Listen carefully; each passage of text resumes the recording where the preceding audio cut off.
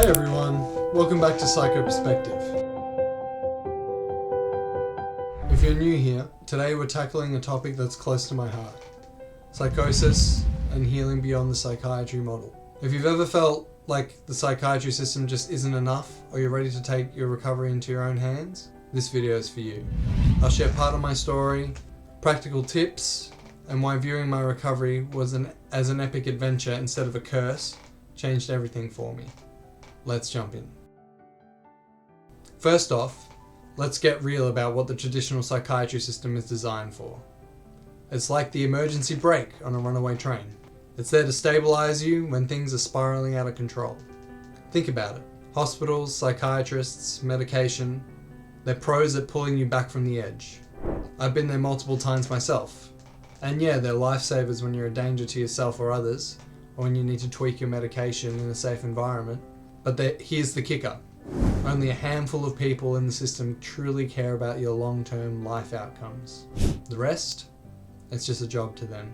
A checklist.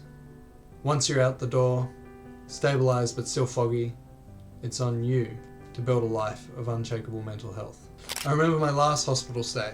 Sedated, confused, feeling like a brain chemistry experiment. The system was great at getting me stable, but they didn't teach me how to thrive afterwards. No chats about rebuilding relationships, fixing my sleep-deprived brain, or turning pain into power.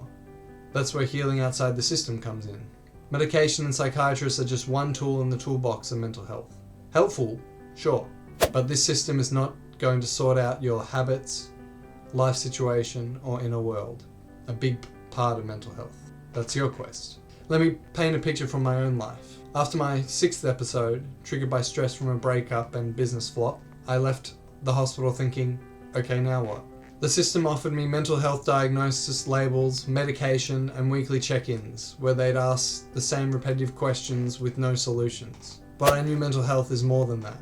To me, mental health is the product of life circumstances and one's inner world.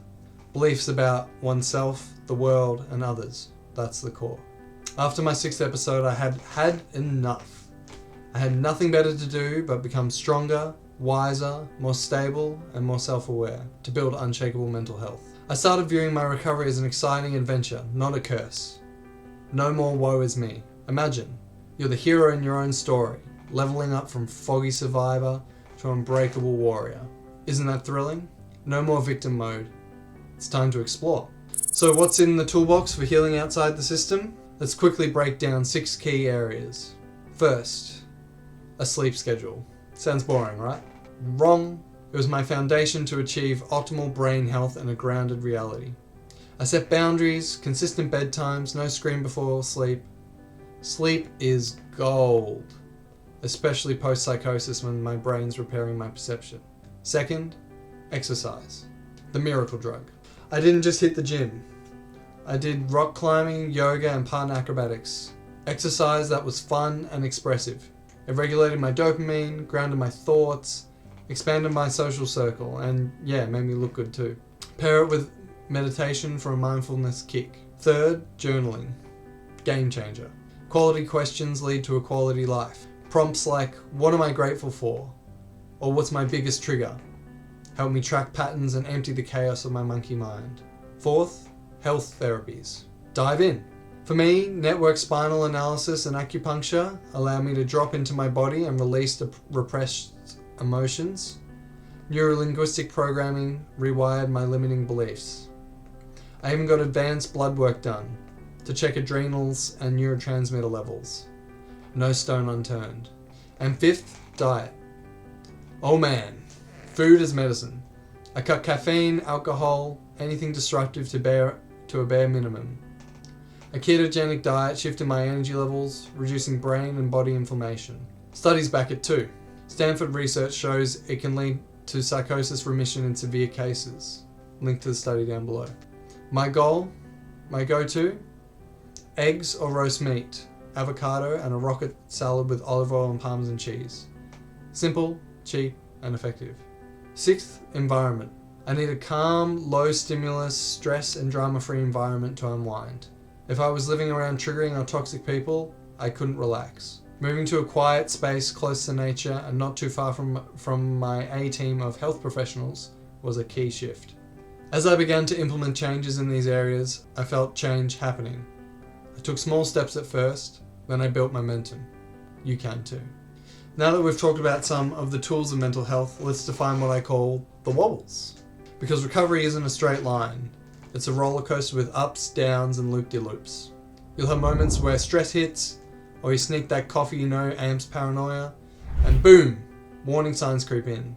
Sensory hallucinations, hearing thoughts, also known as broadcasting, paranoia, mania, or ontological instability, which is the feeling that everything has meaning and is about you, sometimes even the feeling that you can talk to God or a higher power. They all creep in.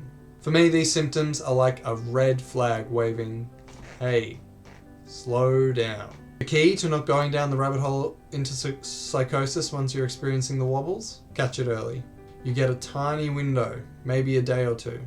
I drop everything and enter a low stimulus environment. PRN, medication for sleep if needed, breath work to chill my heart rate, and I listen to calming music, journal, colour, heck, even herbal teas help. I reduce my workload and commitments and tell trusted friends I'm having the wobbles and book in to see my A-team of holistic health professionals. I don't view it as a failure, it's my body telling me I'm overwhelmed or stressed. Remember, you're building an A-team. Health professionals who see the whole you. Naturopaths, Chinese medicine experts, therapies focused on growth, not just talk. Surround yourself with supporters who understand your story and health, who provide a judgment-free space. If I'm experiencing wobbles, I also focus on closing what is called karmic loops. Karmic loop is an easy task that has been taking up brain bandwidth for too long. Something I know I should have done days, weeks, months ago. You know, the things that are important for your self-esteem and health but get put off your to-do list? Simple things like a haircut, going to the dentist, doing a bulk grocery shop, the washing, dishes. I only tick off small, not too stimulating tasks if I'm experiencing wobbles, and I ask for help. If you made it this far, you're already stronger than you think. Healing outside the system isn't about ditching medication, it's about owning your journey. Check out my website in the description below for my upcoming course, Becoming Reborn After Psychosis. Sign up for weekly mental health tips or book a free 30-minute call. Let's chat about your story. I'm here for it. If this resonated, drop your biggest recovery win in the comments. Watch my first video linked below for the 3 phases of psychosis recovery deep dive. I want you to know you're not alone and your adventure is just beginning.